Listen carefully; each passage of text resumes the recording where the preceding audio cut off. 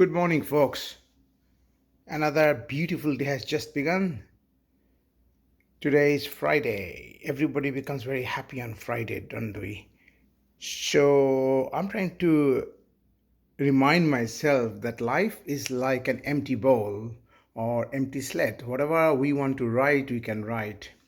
And that's why everybody loves New Year's Day, because you can just accept what happened, bad and good, last year, and just move on with faith and believe that if you have got a dream, you also got the potential to fulfill your dream. But the desire has to be burning and never to give up. Of course, if a process doesn't work, we don't persevere with that process. And that's the definition of stupidity, according to Einstein, to continuously doing the stuff that is not working.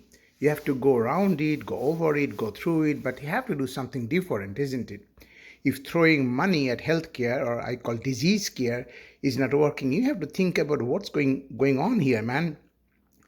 Treating numbers, we can do very well. I'm a doctor, NHS consultant. I've got 30 years of experience as a doctor since I qualified. Pills treat numbers, and some pills treat symptoms. That's also a number, like a pain score or this score or that score. But unless you understand what's going on here, how can you fix it? It's like somebody's having a migraine and a headache, and you're giving paracetamol, but you don't know whether it's coming from a space-occupying lesion, a tumor in the brain or not. Somebody having fever, you don't know what's going on. Is HIV or is malaria? You need to know what's causing the problem. We call it pathophysiology. So physiology is normal functioning, and patho means when it's abnormal, when it's aberrant. So be like water. My boss Bruce Lee mentioned, I believe it is a concept that everybody knows in Eastern philosophy, like try not to be too strong, because water can be very comforting in a cup of tea, coffee, but it can be extremely powerful and even drill a hole on a stone when it drops from a height in a waterfall. So we need to be simple but not stupid. Being humble doesn't mean that you're not confident. And that's the thing. I am seeing a lot of managers and top bosses, consultants in the hospital. They think that if we have to show the power by our voice, by our tone, by the way we deal with the juniors. And you know what? A man can be known, the character of a man or woman can be known how you deal with your juniors, not how you speak to your bosses, how you talk to a HCA, how you talk to a porter, how you talk to a patient, how do you talk to a random stranger, how do you talk to your F1. That shows me what sort of person you are. And if you backstab somebody, you are going to backstab me at some day in future sometime, isn't it? So cooking is something that's a lost art, and that's why we are so diseased. See, every day, look at the variety of the stuff. And that's not just for us, it's the feeding the microbiome. So cooking is also like a project work. I fried, partially boiled, the chicken keema yesterday, and now I'm going to finish up the project. And today I'm thawing this we call deshi puti. It's a Bengali fish frozen from a Bangladeshi shop. I grew up in Calcutta. We used to call it Calcutta, now it's Kolkata, but it was always Kolkata in our vernacular, Bengali. So West Bengal and East Bengal, it's a big Bengal before the partition in 1947. We eat same food, we speak same language, we are so, our culture wise, we are very, very close. But unfortunately, we are now two nations, Bangladesh, that side, India, this side. Anyway, this came from Bangladesh, one of the rivers probably. It's all clean. I can just thaw it and cook it. And this is basa fillet. Okay, fish is very good for your health. And early morning, it's look, sunrise in 15 minutes. And look at the sky. It's so beautiful time for self-reflection. Always keep a journal. The journal can be a vlog, like kind of this, or journal can be a writing.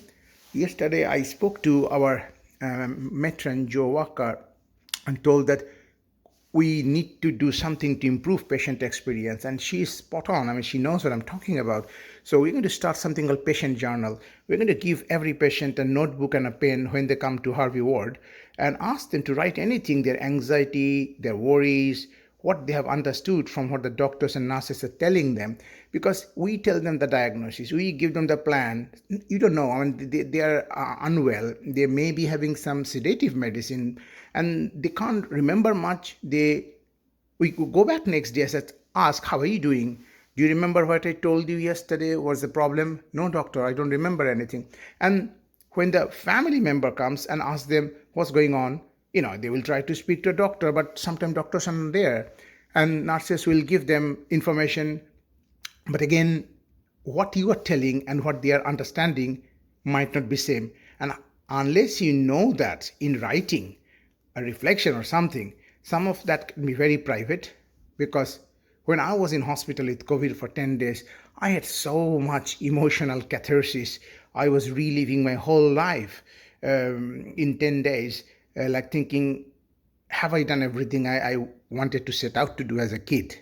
And your whole life flashes, and sometimes there'll be regrets, sometimes you will discover some happy moments that you've forgotten about it, and like a tiny stuff, like somebody gave you a small gift, and you can even smell that event. But unless you reflect, unless you journal, you're not going to find that. So yesterday, that was one thing, patient journal. And the other thing I said, patient needs stimulation. Sitting in a hospital bed, everybody has got a phone, but phone is not a proper stimulation. You need a human interaction. So I'm very fortunate to work in a trust in which there is a lot of effort, and I'm pretty sure other trusts are doing it. But our trust is a dynamic trust. We have got patient experience lead Shahid Sardar. Anything I say, he said, okay, let's do it. Then Joe Walker, our matron, Sister Mary Thomas, our sister, they're all such a lovely, dynamic, let's do it type of person. And recently we have a Jane Moscow. Jane is leading a team of volunteers. So they will come and handhold, they will chat with the patient who doesn't have any family, and you won't feel lonely in the hospital. And being in hospital can be the best thing that has ever happened to you, to your emotional health, because you see, what's the ultimate? We are all going to die. This is called Memento Mori. You realize that you are not immortal, and now is the time to make bonds, make bridges, say sorry, do the stuff, you get out of the hospital, do the stuff that you always wanted to do, So being hospitalized can be a wonderful thing if you utilize that time.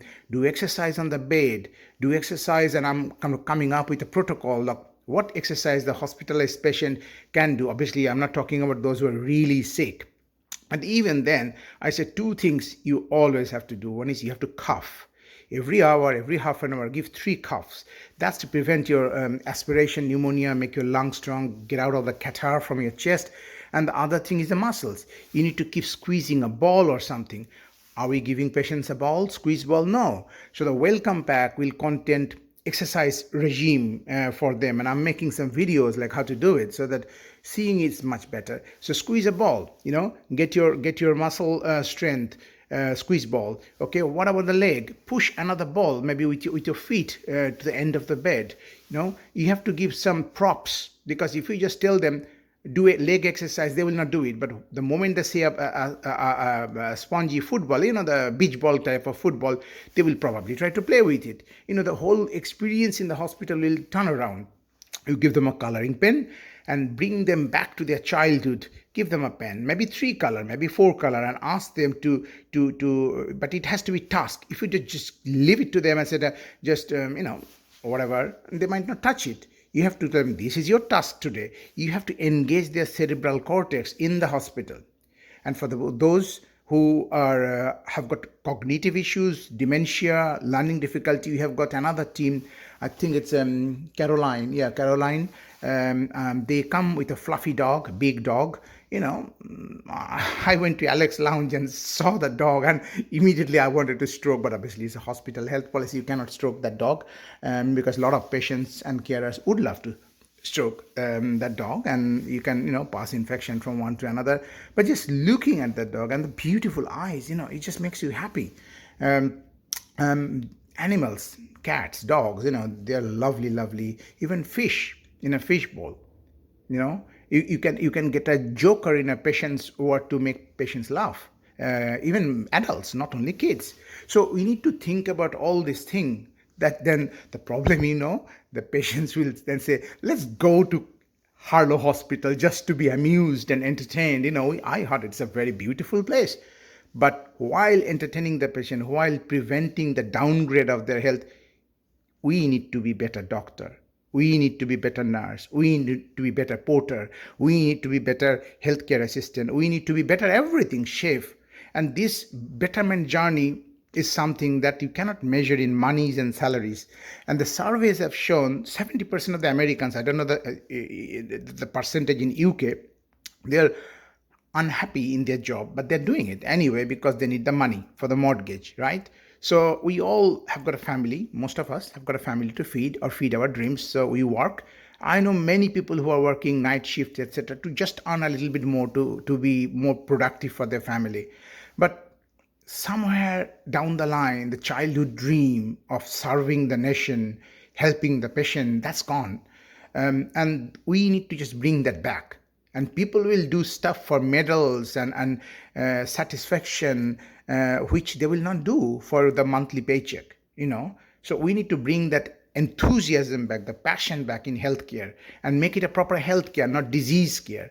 And talk about preventative health, which is food, which is exercise, which is mental health. And you need to plan proactively when a patient comes to hospital, what I'm going to do to improve this patient's mental health. How I'm going to do catharsis. I have suggested to Shahid that let's give all the patients coming to Harvey an email. And that email, they will document day by day what happened today to my dad, who is admitted, as dad told me. And you will figure out what they're thinking, what they're doing, what the blind spot that you don't know, and they are seeing it. And the best way to improve your performance is knowing your blind spot. You will not see it. It's called Johari window of feedback. And the second thing is learn and teach. Learn, teach, feedback. Learn, teach, feedback. The problem is whenever we get a feedback, obviously feedback means negative feedback, isn't it? That's what we think. Oh, I'm getting some feedback. The moment somebody starts to give feedback, I know it is difficult, switch off your limbic system, switch off your emotions. Just be a robot. What I'm hearing I have done 3 mistakes. Okay, I'm hearing. Do not say sorry. You don't have to unless it is obvious. Just hear, okay, can I please think about it, reflect on it, find out information and come back to you, I promise. Okay, then you go back. Maybe that person is totally wrong. Maybe that person is 50% wrong. Most of the time it is something is in between, but this is so important in NHS. So yesterday I met 2 family members who are not happy, and I met both. At least I won't say happy, but at least they have gotten the confidence that we are for them. This is what is missing, that they want to feel part of the team. They don't want to feel like we are here, the patient and the family, and you are there, the powerful doctors and nurses, healthcare assistant and porters and managers. No, it is your hospital. You are coming here to be treated. You pay the money.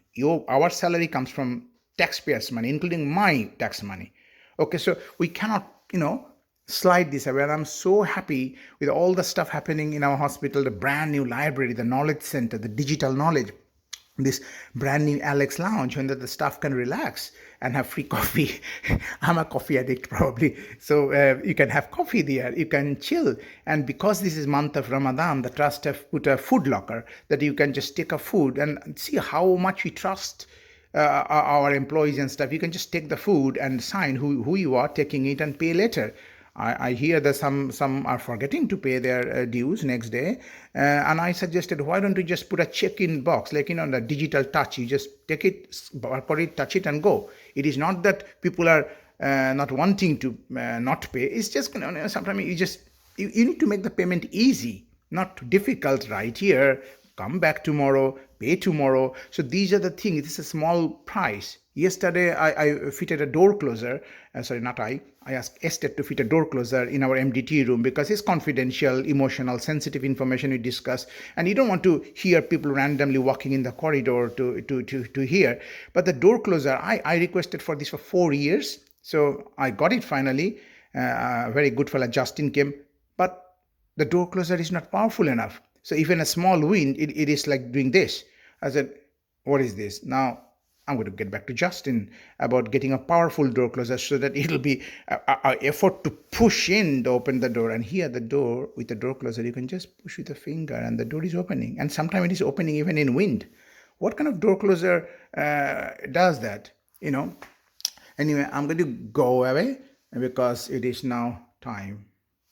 But have a lovely, lovely day. Think about it. Be water. Improve. Learn. Teach. Accept. New Year's resolution. Empty bowl. Cook anything you want in your life. Come to the events that we are doing in library about your career choices, how you can improve your CV and all that stuff. Learn to cook. Talk to your patients.